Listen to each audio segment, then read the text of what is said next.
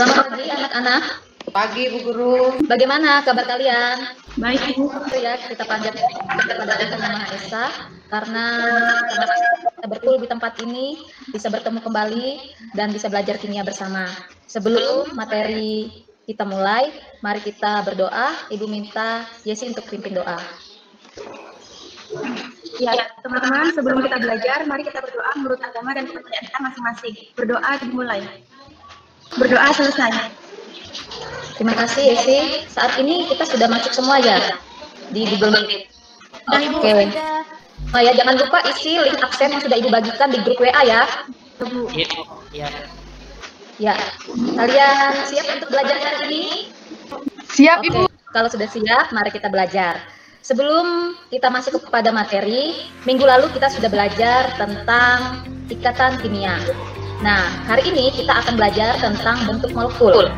Ibu akan presentasi tentang materi kita ya. Ya, jadi sebelum kita masuk kepada bentuk molekul, materi bentuk molekul, Ibu ingin bertanya terlebih dahulu. Di rumah kalian pasti ada lemari kan? Ada bentuk lemari apa? Bentuknya. Kemudian kalau rubrik, Kubus Bu. ini gambar apa anak-anak? Ada yang tahu? Pizza Ibu. Bentuknya apa kira-kira kue pizza ini? Segitiga Ibu. Gimana kalau bentuk air? Bu. Cair Bu. Kalau cair itu bukan bentuk ya, cair itu adalah fasa. Jadi kalau bentuk dari molekul air sebenarnya adalah bentuk V. Nah, pada hari ini kita akan belajar tentang berbagai macam bentuk molekul. Di sini ada berbagai macam bentuk molekul anak-anak. Bisa bentuk molekul linier, segitiga sama sisi, trigonal piramida, dan ini oktahedral, dan lain-lain masih banyak lagi. Tidak hanya 4 ini. Nah, nanti kita akan belajar pada pertemuan 1, 2, dan 3. Pada hari ini kita akan belajar tentang bagaimana kalian dapat menganalisis atom pusat dalam suatu senyawa. Kemudian kalian dapat menganalisis jumlah PEI dan PEB dalam suatu senyawa. Dan terakhir, kalian dapat menganalisis jumlah domain elektron dalam suatu senyawa. Jadi sebelum masuk ke bentuk molekul, kita akan belajar tentang menentukan atom pusat, jumlah PEI dan PEB, dan domain elektron. Kemarin, kalian sudah menonton video yang Ibu berikan di Google Classroom? Apakah kalian sudah nonton? Sudah Ibu. Pada mengerti semua nggak dengan materi yang Ibu bagikan? Mengerti Ibu. Yang lainnya gimana? Ngerti nggak? Masih bingung Bu. Kalau masih bingung, hari ini Ibu akan jelaskan lebih detail lagi ya. Indikator kita pada hari ini anak-anak adalah menganalisis atom pusat dalam suatu senyawa. Yang kedua, menganalisis jumlah PEI dan PEB dalam suatu senyawa. Yang ketiga, menganalisis jumlah domain elektron dalam suatu senyawa. Langsung menentukan atom pusat, kemudian PEI, PEB dengan domain elektron. Pertama-tama ini ada struktur molekul dari struktur Lewis ya, struktur Lewis dari molekul CH4. Pertama-tama kita konfigurasikan dulu atom C dengan atom H. Jadi atom C itu kalau konfigurasinya pakai konfigurasi Bohr.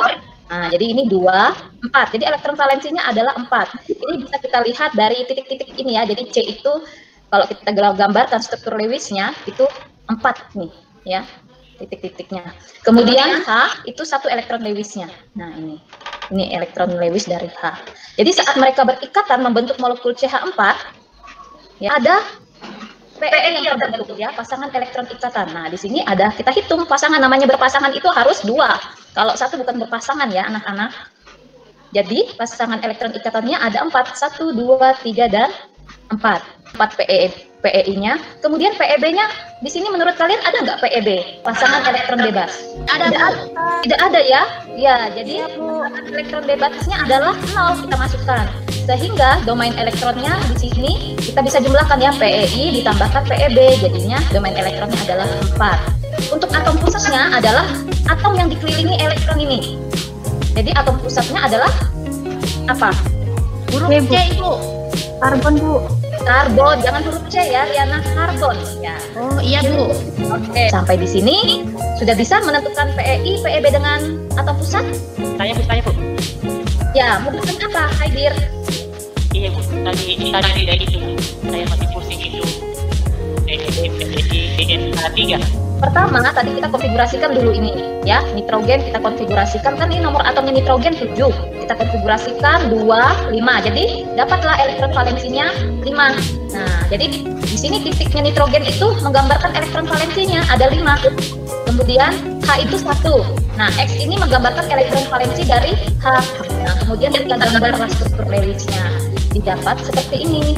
Nah, kemudian setelah kita dapatkan struktur Lewisnya, kita tentukan PeB dengan PeI-nya. Kalau PeB itu adalah pasangan elektron bebas, jadi dia tidak digunakan berikatan. Jadi kalau kalian lihat ada 2 pasang elektron yang tidak digunakan berikatan, nah itu dia adalah PeB ya. Nah, ini PeB. Kemudian domain elektronnya kita hitung PeI ditambah PeB, 3 ditambah 1, jadi 4.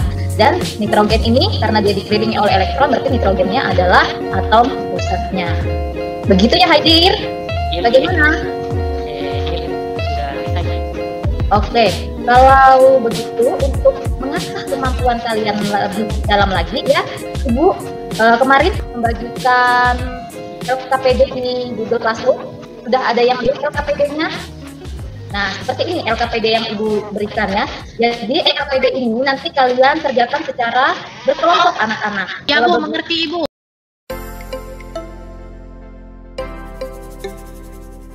Oke, sudah selesai semua?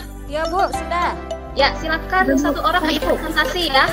Ya, terima kasih Ibu Guru dan teman-teman atas waktu dan kesempatan yang telah diberikan kepada kami. Kami dari kelompok 2 akan mempresentasikan hasil kerja LKPD kami.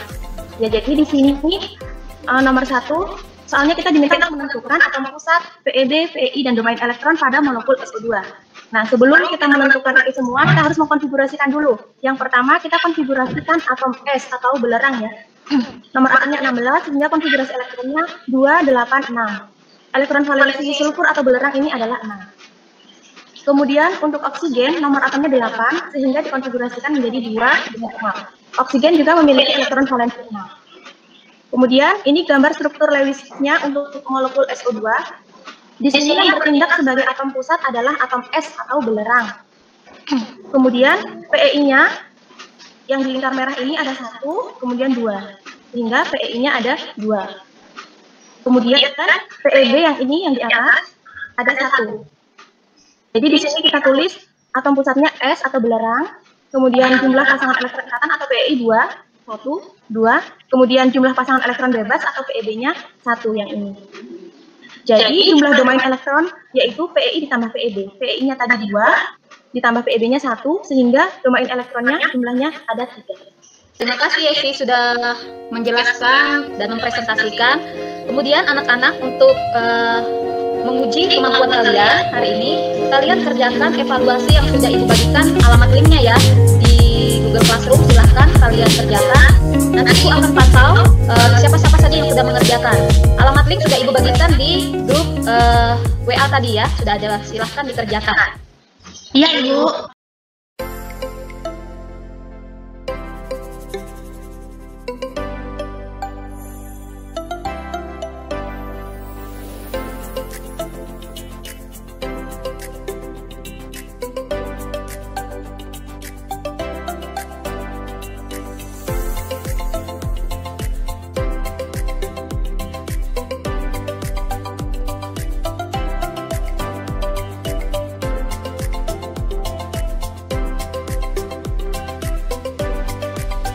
Sudah dikerjakan? Iya Bu. Sudah Bu. Sekarang kita masuk ke kesimpulan ya anak-anak. Silakan untuk menyimpulkan. Saya Bu. Ya, Yesi silakan. Ya, jadi kesimpulan dari pembelajaran kita hari ini, yang pertama, atom pusat adalah atom yang menjadi pusat dalam suatu molekul dan terdapat pasangan elektron ikatan, pasangan elektron yang mengelilinginya. Kemudian, yang kedua, pasangan elektron ikatan atau PeI adalah elektron yang berasal dari satu atom dengan atom yang lain yang digunakan untuk berikatan. Kemudian, pasangan elektron bebas atau PeB adalah elektron yang berasal dari satu atom yang tidak digunakan untuk berikatan dengan unsur lain. Kemudian yang terakhir domain elektron artinya kedudukan suatu elektron atau daerah keberadaan elektron. Setiap elektron baik rangkap tunggal, rangkap 2 atau rangkap 3 mempunyai satu domain.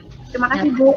Ya, terima kasih Yesi sudah menyimpulkan pembelajaran kita hari ini, dan minggu depan kita akan belajar ya, kita akan menentukan bentuk-bentuk molekul yang memiliki pasangan tanpa pasangan elektron bebas. Jadi materi akan Ibu share di Google Classroom dan kalian pelajari sebelum kita bertemu lagi ya.